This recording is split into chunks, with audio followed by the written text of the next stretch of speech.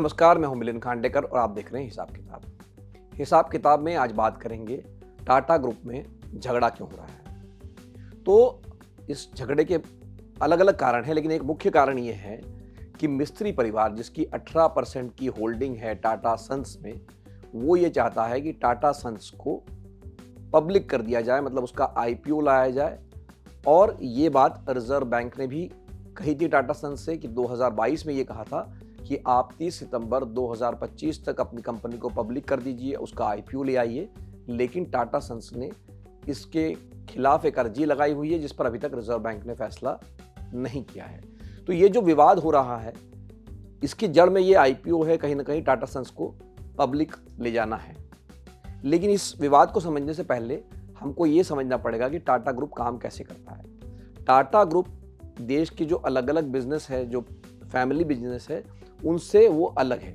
और वो अलग कैसे है कि मुकेश अंबानी का परिवार रिलायंस का प्रमोटर है, गौतम अडानी का परिवार अडानी ग्रुप का प्रमोटर है, लेकिन टाटा परिवार जो है वो टाटा ग्रुप की जो कंपनियां आप अलग अलग देखते हैं, TCS, Tata Motors, Tata chemicals, जितनी भी कंपनियां हैं, उसका प्रमोटर टाटा परिवार नहीं है।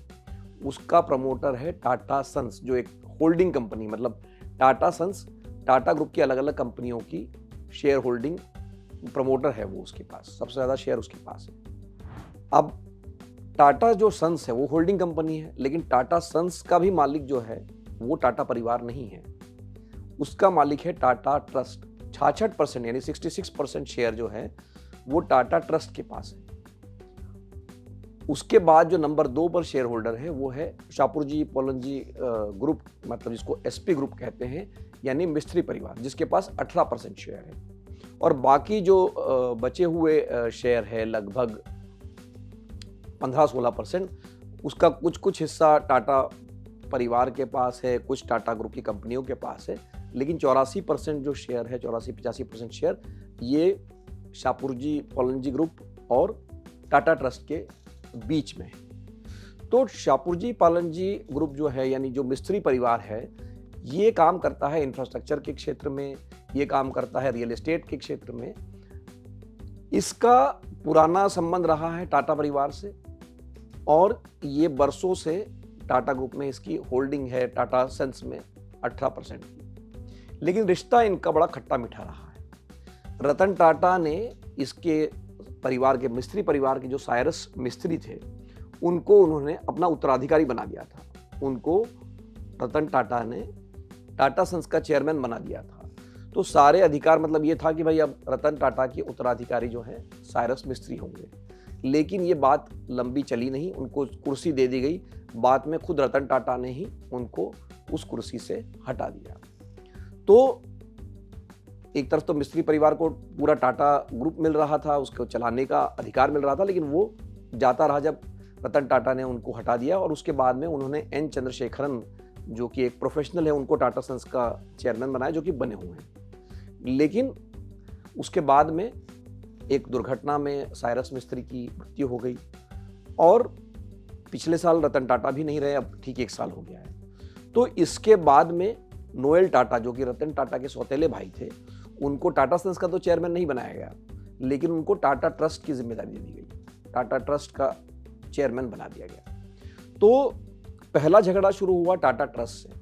टाटा ट्रस्ट में 2 गुट बढ़ गए, एक नोएल टाटा का और एक मेहिल मिस्त्री का। मेहिल मिस्त्री जो है थोड़े दूर के रिश्तेदार है मिस्त्री परिवार के। तो इन्होंने एक पहला दांव ये चला मिस्त्री कैंप ने कि विजय सिंह, जो कि एक पूर्व आईएएस है, लंबे समय से वो टाटा ट्रस्ट के, टाटा सन्स के बोर्ड पे थे। तो सितंबर में जब ये रेजोल्यूशन आया ट्रस्ट के सामने कि इनको टाटा सन्स में दोबारा से नॉमिनेट किया जाए एज ए डायरेक्टर, तो उसको जो दूसरी पक्ष थे उसने उसको खारिज कर दिया। तो विजय सिंह को इस्तीफा देना पड़ा टाटा सन्स के डायरेक्टर से। तो अभी भी वेणु श्रीनिवासन, जो कि टीवीएस ग्रुप के हैं, और नोएल टाटा, ये टाटा ट्रस्ट के प्रतिनिधि है टीसीएस पर। तो दूसरा गुट कहीं ना कहीं चाहता था कि नए लोगों को मौका मिले, और वो जो इन्हीं में से शायद अपने जो 4 लोग थे उनमें से किसी को वहाँ भेजना चाहते थे, लेकिन अभी उस पर एक डेडलॉक बना हुआ है।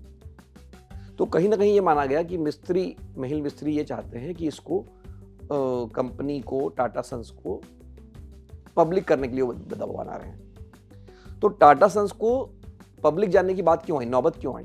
तो ये कहानी शुरू हुई 2022 में, जब रिजर्व बैंक ने ये कहा कि टाटा सन्स जो है ये एक इन्वेस्टमेंट कंपनी नहीं है, ये एक एनबीएफसी है, मतलब नॉन बैंकिंग फाइनेंशियल कंपनी है, और उसके भी ये अपर टियर में। तो बैंक ने ये कहा, चूंकि डी रिस्क करने के लिहाज से ये कहा कि जो नियम बना है उसके हिसाब से उसको 3 साल की अवधि दी गई कि आप अपने आप को शेयर बाजार में लिस्ट कीजिए। अब टाटा सन्स ने को ये 3 साल का जब वक्त मिला, तो टाटा सन्स ने पिछले साल ये अर्जी लगाई कि हम अपने आप को डी रजिस्टर करते हैं, हम एनबीएफसी नहीं रहना चाहते हैं, हम एनबीएफसी नहीं हैं। और ये फैसला जो है 30 सितंबर 2025, मतलब अभी 10 दिन पहले तक का डेडलाइन दिया था। तो रिजर्व बैंक ने अभी तक कोई फैसला किया नहीं है कि उसको उस अर्जी को, मतलब उसको एनबीएफसी माना जाए या नहीं माना जाए। लेकिन इस बीच में एक और डेवलपमेंट हो गया। मिस्त्री परिवार या जो शापर्जी पॉलुंजी ग्रुप है, ये स्ट्रगल कर रहा है, इस पर काफ़ी कर्जे हुए हैं। तो वो ये चाहता है कि जो टाटा सन्स की जो हिस्सेदारी है उसकी 18%, उसका कुछ हिस्सा या सारा हिस्सा बेच के वो निकल ले, और वो जो पैसे आएगा उससे वो अपना कर्जा चुका देगा, उसका ग्रुप जो है फिर से ठीक हो जाएगा। तो ये जब विवाद चल रहा था, तो इसको सुलझाने के लिए सबसे पहले तो सरकार ने दखल दिया। गृह मंत्री अमित शाह, वित्त मंत्री निर्मला सीतारामन ने पिछले हफ्ते दोनों पक्षों को बुलाया दिल्ली में, उनसे बात की, समझाया कि भाई इस झगड़े को ख़त्म कीजिए, क्योंकि टाटा ग्रुप जो है सिर्फ टाटा की बात नहीं, पूरे देश की इकोनॉमी इस पर टिकी हुई है। आप इस तरह समझिए कि टाटा ग्रुप का जो मार्केट कैप है इस समय वो 26 लाख करोड़ रुपये से ज़्यादा है। उसका जो आकार है वो अडानी और अंबानी ग्रुप से भी बड़ा है। उनका नाम भले ही उसको उस अमीरों की लिस्ट में नहीं, लेकिन ग्रुप का जो मार्केट कैप है वो इतना बड़ा है। तो उसको सुलझाने के लिए प्रयास किया, लेकिन इस सुलझाने के प्रयास में भी एक और पेच मिस्त्री परिवार ने शुक्रवार को एक बयान जारी करके डाल दिया। उन्होंने ये मांग की कि भाई टाटा सन्स है उसको पब्लिक किया जाए, उसका आईपीओ लाया जाए, जैसा कि रिजर्व बैंक ने मांग की है, और इससे ट्रांसपेरेंसी आएगी, कॉर्पोरेट गवर्नेंस आएगा।